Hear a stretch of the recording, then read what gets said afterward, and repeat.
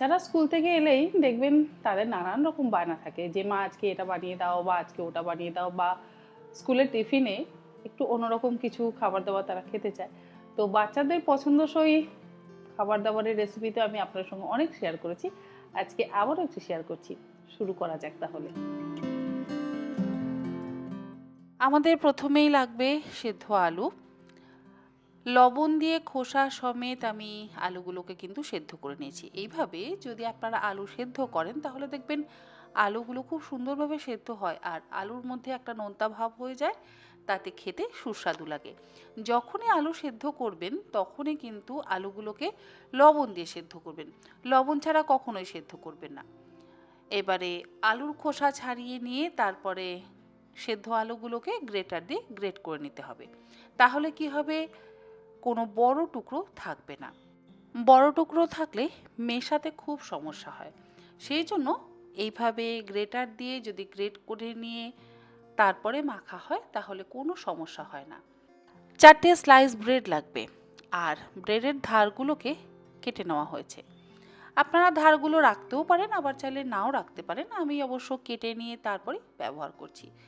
আর এখানে আমি brown bread ব্যবহার করেছি, এমন নয় যে ব্রাউন ব্রেড ব্যবহার করতে হবে। আপনারা সাদা ব্রেড বা ব্রাউন ব্রেড যে কোনো ব্রেড কিন্তু ব্যবহার করতে পারেন। স্লাইস ব্রেডের মধ্যে অল্প পরিমাণে একটু জল দিয়ে ব্রেডটা ভালো করে ভিজিয়ে নেব। ভেজানো হয়ে গেলে হাত দিয়ে চিপে এক্সট্রা জলটাকে বের করে নিয়ে নরম ব্রেডগুলোকে মিশিয়ে দিতে হবে আলুর মধ্যে। এরই মধ্যে মেশাবো কিছু ধনেপাতা কুচি। মোটামুটি 1 মুঠো ফ্রেশ কুচিয়ে নেওয়া ধনেপাতা এর মধ্যে দিলাম। আর দেব চিলি ফ্লেক্স, 1 চা চামচ পরিমাণে চিলি ফ্লেক্স দিলাম। তার সাথে দিয়ে দিচ্ছি এখানে পিৎজা সিজনিং ওই 1 চা চামচ পরিমাণে, গোলমরিচের গুঁড়ো 1 চা চামচ পরিমাণে, স্বাদ মতো লবণ।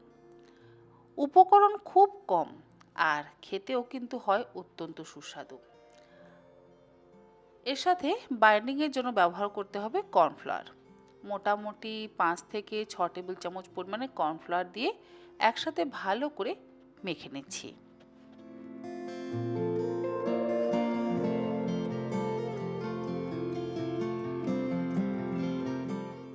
আমরা দোকান থেকে তো নাগেটসের প্যাকেট কিনে এনে বাড়িতে ভেজে বাচ্চাদের খাওয়াই, নিজেরা খাই, এমনকি যদি কোনো অতিথি আসেন তাদেরকেও খাওয়াই। এইভাবে যদি নাগেটস বাড়িতে বানিয়ে নেওয়া যায়, মানে পোটাটো নাগেটস যদি বাড়িতে বানিয়ে নেওয়া যায়, তাহলে কিন্তু আপনারা দীর্ঘদিন ডিপ ফ্রিজে স্টোর করে রাখতে পারেন। যেভাবে আমরা প্যাকেটের কেনা নাগেট ভাজতে পারি, ঠিক সেরকমভাবেই আপনারা ভেজে নেবেন। আর একটা কথা সেটা হচ্ছে যে প্যাকেটের খাবার যতটা অ্যাভয়েড করা যায় ততটাই ভালো।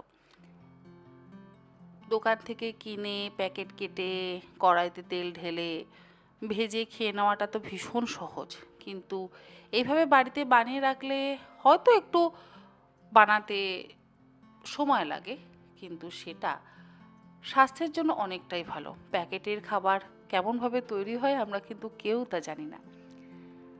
যাই হোক, মন্ডর থেকে আমি এরকম লম্বা একটা রোল তৈরি করে নিয়ে তার থেকে ছোট ছোট সাইজের নাগেটস কেটে নিলাম। আর নাগেটসগুলো কেটে নেওয়ার পর কাঁটা চামচ দিয়ে একটু প্রেস করে দিচ্ছি, এতে শেপটাও সুন্দর হয়ে যাবে। আপনারা অবশ্যই আপনাদের নিজেদের পছন্দ মতন সাইজ আর শেপের নাগেটস তৈরি করে নিতে পারেন। নাগেটসগুলো তৈরি করে নেওয়ার পর এবারে ভাজার জন্য ফ্রাই প্যানে বেশ কিছুটা পরিমাণে তেল গরম করে নিই। এবারে একটা একটা করে পোটাটো নাগেটস গরম তেলের মধ্যে দিয়ে দিলাম।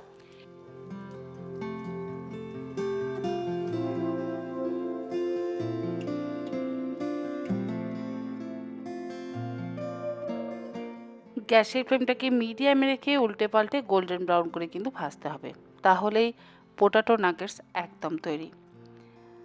আমরা ভাবি এগুলো বানানো কত কঠিন, কিন্তু একেবারেই কঠিন নয়। এইভাবে আপনারা নাগেটসগুলোকে গড়ে নিয়ে কোনো জিপলক প্যাকের মধ্যে ভরে ডিপ ফ্রিজে রাখতে পারেন। আর ভাজার 10 মিনিট আগে ডিপ ফ্রিজ থেকে বের করে একটু নর্মাল তাপমাত্রায় এনে তেলের মধ্যে দিয়ে ভেজে নেবেন, দেখবেন খেতে অসম্ভব ভালো লাগবে।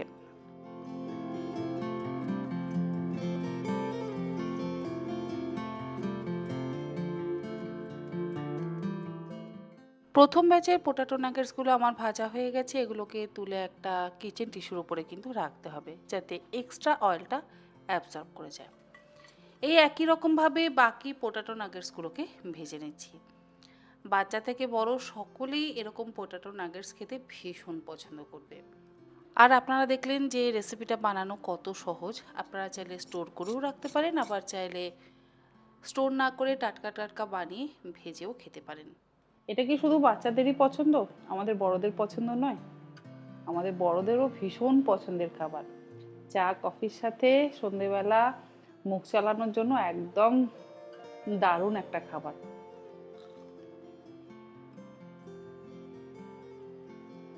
মুচমুচে, মানে বাইরেটা ক্রিস্পি আর ভেতরটা কিন্তু সফট। এইরকমভাবে অবশ্যই বানান। আশা করি রেসিপিটা আপনাদের ভালো লাগলো। ভালো লাগলে বাড়িতে বানিয়ে খাওয়ানোর অনুরোধ রইল। ভালো থাকবেন সবাই। আর হ্যাঁ, চ্যানেলটা সাবস্ক্রাইব করতে ভুলছেন না তো? আর সাবস্ক্রাইব করার সাথে সাথে বেল আইকনটাও কিন্তু অবশ্যই প্রেস করবেন, তা না হলে কিন্তু আপনাদের কাছে নোটিফিকেশান পৌঁছাবে না। আর নোটিফিকেশান না পৌঁছালে আপনারা সময় মতন রেসিপিটা দেখতে পারবেন না, মিস করে যাবেন। ভালো থাকবেন সবাই।